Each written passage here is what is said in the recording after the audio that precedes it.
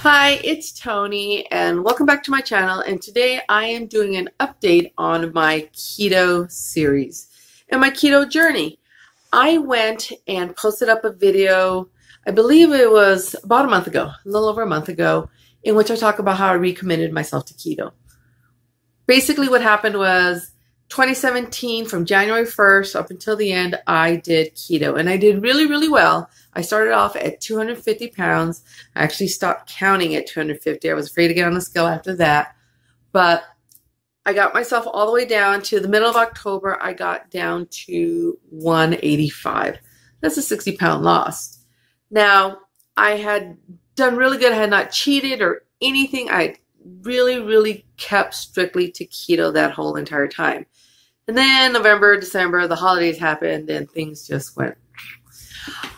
For the most part, I stayed on keto, but I did allow myself the Thanksgiving dinner and all the wonderful stuff that comes with Christmas, you know, tamales and cookies and that sort of stuff. And then I found myself, February is my birthday, so I had birthday cake, cheesecake, all that sort of stuff. March came around and I realized, oh my gosh, I hit 200 pounds again. I gained 15 of those back. So I decided to recommit myself to keto, and I will link in the cards my recommitment to keto video, and I will also post it down in the description bar if you want to finish watching this video, and then you can click on it then. So I'm doing a keto series on here. I did my recommitments to keto, and I did the basic overview on how to start keto. So every now and then I'm going to do these updates and how am I doing in this recommitment. So like I said, I started again. And I had actually gotten back up to 200. So I had recommitted myself. I'm going to do this. I'm going to do this. And I've been doing really good. Now, I haven't been 100% keto. I'm going to be totally honest here. Every now and then, I do allow myself something. I might have a cookie, or I might have a slice of pizza. You know, I try and make it thin crust. But I'm not going to 100% deny myself of stuff. I try to stay on the straight and narrow.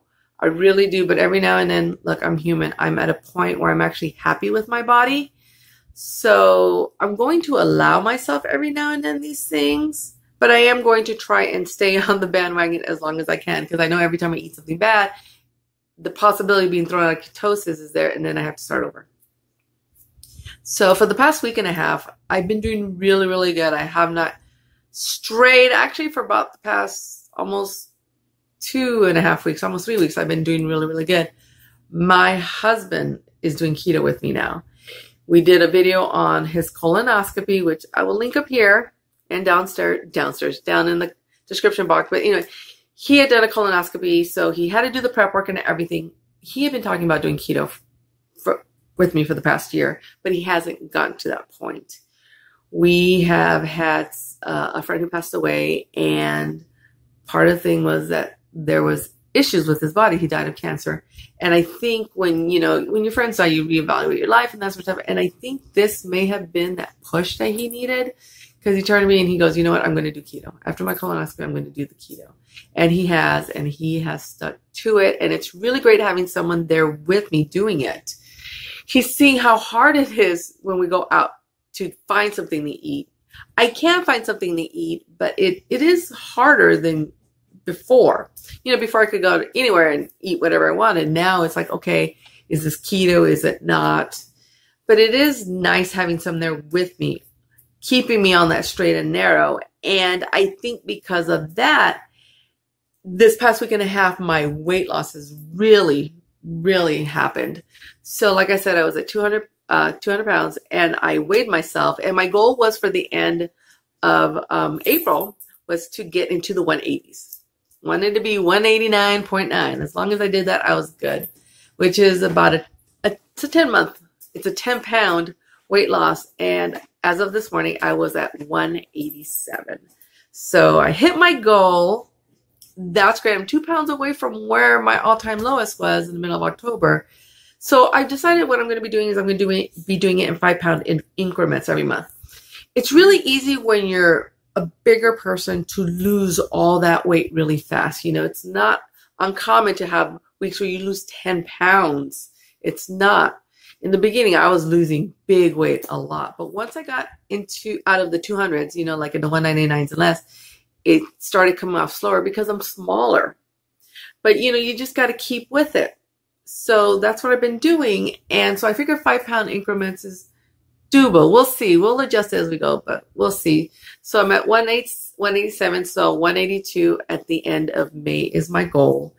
If I can get into the 170s, that'd be great. That'd be awesome. Throughout this thing, I've been having little mini goals that I've been hitting in the beginning, but I do have like some ultimate big goals. And my first ultimate big goal is 175. That is how much I weighed when I got pregnant with my daughter. I would love to be 175. And then after that, you know, it goes down to like 165 and then, you know, 155 and things like that. My goal is I don't want to be less than 140. I remember when I was thinner, I didn't like being in the 130s. I thought I was too thin then. So honestly, anything below 175 is gravy at this point.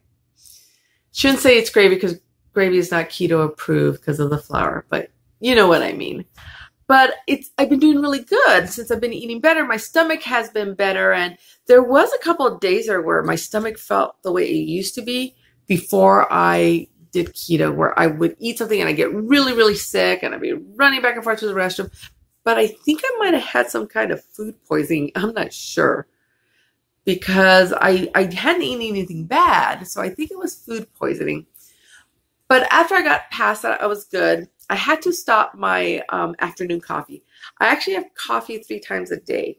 I love coffee. I have it in the morning with my butter. And then I have some at lunch. I work in a store that has a McDonald's there. So I go in and buy me 2 sausage patties.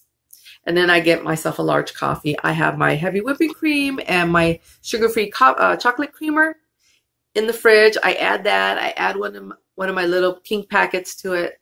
And that gives me enough energy to get me through the rest of the day. And what I used to do is when I came home, I would have another coffee because my doctor thought at one point I was borderline, oh God, I forgot the word, where you basically, those people that fall asleep, what is the word? I always get it confused with another word that's embarrassing, so I don't want to say what it is, but if I remember, I will insert it somewhere. But you know, the people that fall asleep all the time, because I literally have mad ninja sleep skills. I can fall asleep anytime, anywhere. And so he suggested coffee. I was on other medication, but I didn't like it. And so he recommended coffee. So that's why I drink coffee throughout the day. And the one here at home, later on in the afternoon, I have butter in it to help up my fat intake because I have to have enough fat for my body to burn it. But my work schedule changed. And instead of going at 6, I was going in at 5. And it's amazing how that 1 hour difference made a huge difference in my sleep schedule. I don't sleep as well. It takes forever to fall asleep. And then when I wake up, it's harder to fall back asleep. I think I'm afraid of oversleeping. I really am. And I think once I get used to it, it'll be easier. But the problem was that the caffeine, I think, was keeping me up. So I cut out that afternoon coffee. The only time I have the afternoon coffee is if I'm not going to work the next day. And I must say I miss it. I do. It was like a little treat to myself. I have my coffee and then I have my little Cool Whip with like some peanut butter in it, and I miss that. Anyway, so I've been doing really well. I've been feeling good. My husband's on it. I'm seeing a huge difference in my body. My clothes are fitting better. I had to start using my belt, which I haven't worn a belt in forever, but it's been great. It's been awesome. I've had a few events that I had to wear dresses. I looked awesome in it. I know I did. And my cheekbones are starting to come out more. I actually have dimples. If I smile hard enough, when I was younger, I could see dimples, but I'm starting to see the beginnings of them. And, you know, I'm seeing the little curve right here in the apple of my cheeks and things like that. So I'm seeing differences in my body. And that's amazing. So that is my update. We'll see. I'll check in another month, see how it is. And hopefully I have some good news. But, you know, the whole thing is, like I said, I'm going to put in my journey where I'm comfortable with my body. You know, if I never lost another pound, I am happy. It's been a very long time since I've been able to say I am happy with my body. It's sad that I'm almost 50 and finally am at that point, but I got there. I got there. If you're doing keto, stick with it.